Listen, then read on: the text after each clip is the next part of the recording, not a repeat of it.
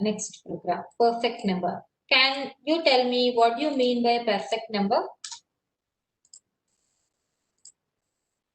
What do you mean by a perfect number?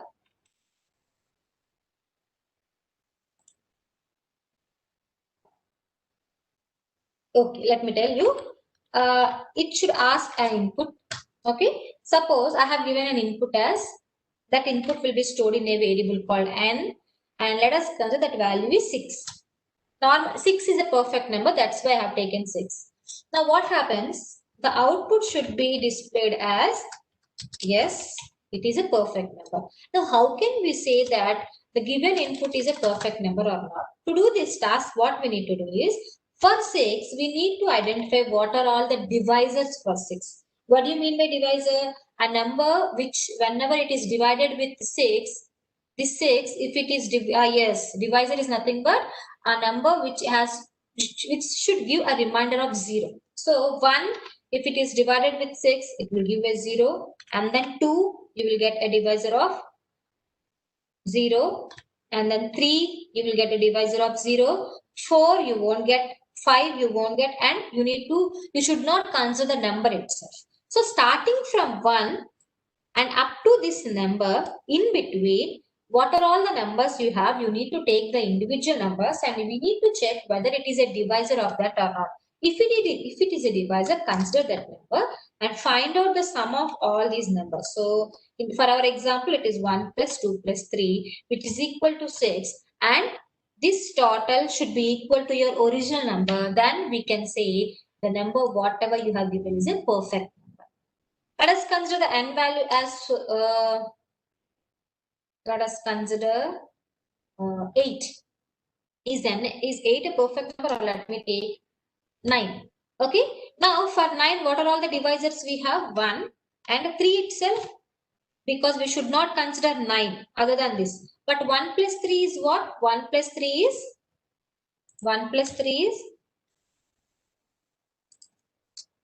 4. But 4 is not equal to your original value. So we should get an output of. Are you understanding? Okay, so these are the two test cases we need to observe. If the given number, we need to take the divisors and we need to perform the task. So let me write down the old values again.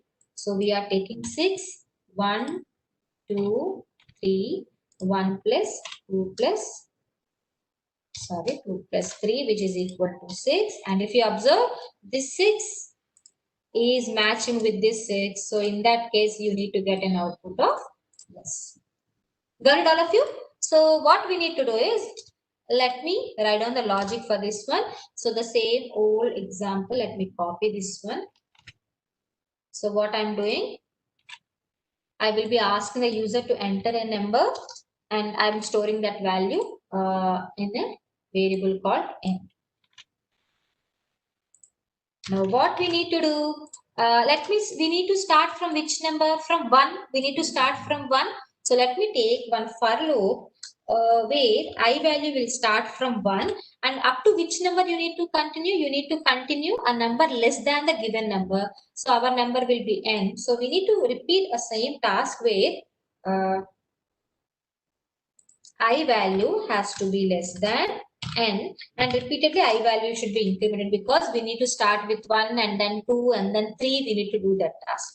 So each time what we are going to do, we need to check whether this number, if it is divided, this n, if it is divided with this I and if the remainder is 0, then in that case we need to consider that number. Isn't it or not? So to do the task, what can we do? If okay, follow carefully all of you. N mod I. Are you understanding? Mod I means remainder will be 0.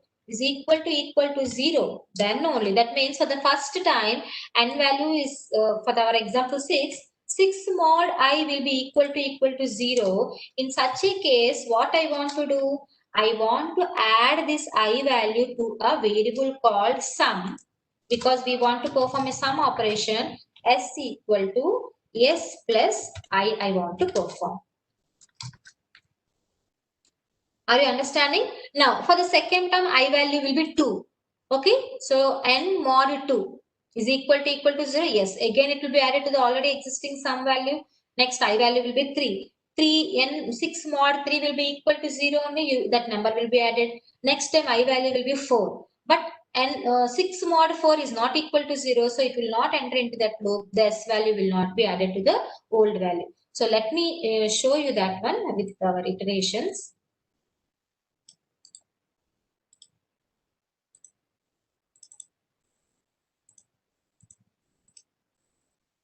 Okay, I will copy this table.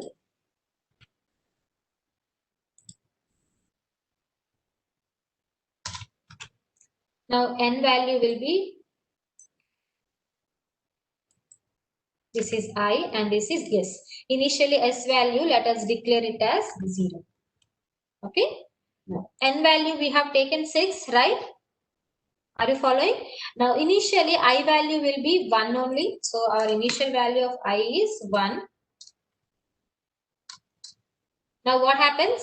N mod I. What is n mod I? 6 mod 1. Is it equal to 0? Which is true. So what happens? The value is 1 now. Now coming here, S equal to S plus I. That means 0 plus what is I value? I value is 1. That will be added. I value is 1. Now coming here, I value will be incremented to 2. Now to 6 mod 2. I'll add one more thing here so that it will be clear to you all. 6 mod 1. Now coming to here, 6 mod 2. 6 mod 2 is 0. So that's why it will come here. S value will be 0 plus 1 will be 1. And to that I value will be added. What is our I value? 2. So 2 will be added. Okay. Now again coming here, I value will be incremented to 3. And then 6 mod 3 which is equal to 2. Again you will get S value is as of now which is 3. 3 plus what is the value you will have? I value as 3. Got it? Now I value will be incremented to 4. Now what happens? 4, 6 mod 4 is not equal to, is not equal to 0. So this operation will not be performed.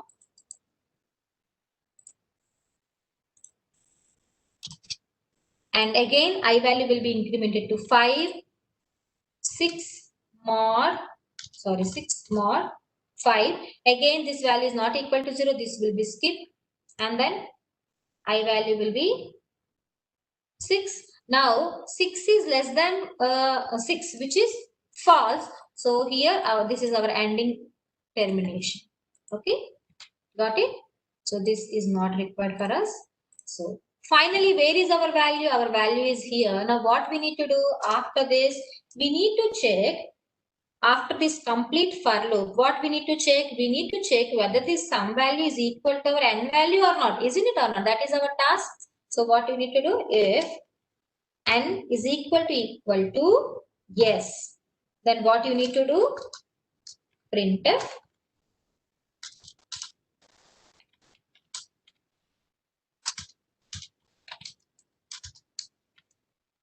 yes, it is a perfect number. Else what you need to do? What do you mean by else?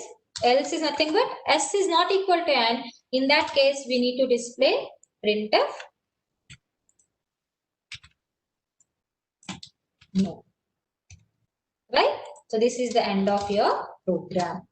So why we are writing this logic? This logic we are writing why? Because finally we got our sum value. This sum value should be compared with our n value.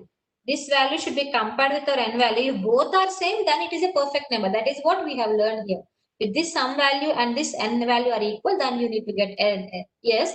Otherwise, else is nothing but if it is not equal, then you will need to get an output of no. Got it all of you? So this is how you can check whether a given number is a perfect number or not.